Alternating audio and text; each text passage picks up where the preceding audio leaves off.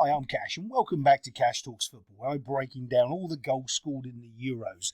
So weird not saying the Premier League. And today, obviously, we're covering Serbia against England. There's a couple of things I want to show you, but there's a lot to talk about as well. And I'm not sure how I can really present what I want to show you. It's one of the problems I have is I just can't really visually show you all the cool stuff I want to. As soon as I get better, tech savvy wise with this, I can show you exactly why England is so unbalanced. And Southgate is just an awful football manager because you wouldn't do these certain things anywhere. The whole team's unbalanced. You've got so many issues. And one of the massive things is having Grealish go home is awful. I think, Grealish has gone home. And the reason why is because it brings balance to your forward line. You have a natural player, Saka, who plays out there. Harry Kane would naturally play there. And you'd have Grealish that naturally plays in there and not Foden.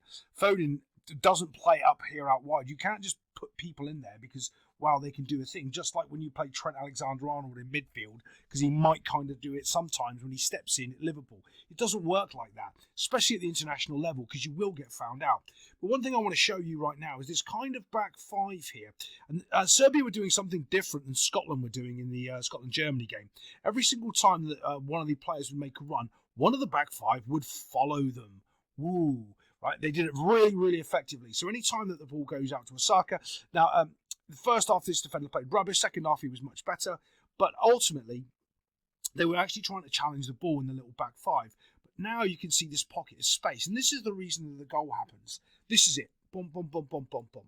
The midfield here is kind of just so disconnected, and you cannot have this amount of space in international football. You cannot. So this is the space that's going to get punished. All right, and everything else that happens out here, out wide, it kind of matters, but not really, because if you keep your shape and you do your job, all of that, all the space that they score from is taken away. So let's just move this forward just a little. So here we are. Now you can clearly see there's a solid back five across there. Everyone's doing their job. But you see the starting position, and that's the key thing that people get wrong a lot of the time. The space is there because all of these guys' starting position was 100% wrong. They weren't close enough to this gap. And now look at what's happened. Okay, you've got Trippier up here as a left back, which is, again, it's just no balance to the team. And you saw, I think this is all Foden here, and he's made a little looping run all the way back in over here. But ultimately, you've got two people here in the middle of the park, completely and utterly unmarked. And none of these guys, because of their starting position, are close enough to track them, defend them, or do anything. Yeah, Saka gets a good cross in. It does take a little bit of a deflection, all right. But it comes down to Serbia not doing their job properly. And it's not really England scoring. It's them having a mistake. And look at the space that they've got here. Like, if they were if this was probably Arsenal, he wouldn't have tried to go around it. He would have found Odegaard here and he would have smashed it into the net. Or, there had so much time and space. This is the pass he would have done. He would probably cut it inside here. But he doesn't. He goes down the byline a little bit. Let's just watch that. Dosh, you can see the spaces opening up. Look, Saka can still get it to him. He can still turn this little kiddie here, bring it back here, and get it to him if he needed to be. And then Foden would bring it up and smack it into the net box. There's lots of little options, but ultimately he puts in his little cross, bosh, and then we get the header, and he gets himself a goal.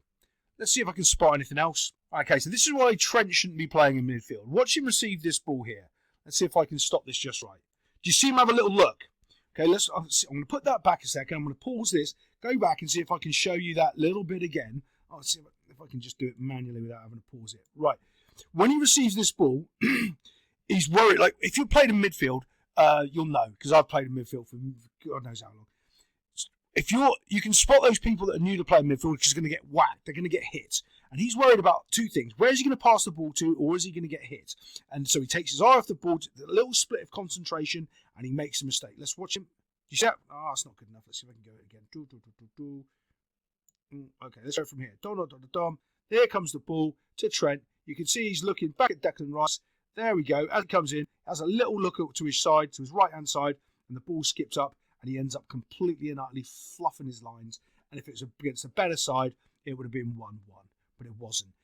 That's also Southgate putting him in a position where, quite frankly, he plays at Liverpool and he's got Virgil van Dijk behind him. And that's one of the reasons why he can make these mistakes. But he's not going to, I don't know. It's silly to have him in midfield for England. It really is. If you want him in there, it's one of those things. You cannot have Walker, Trent and Saka in the same team.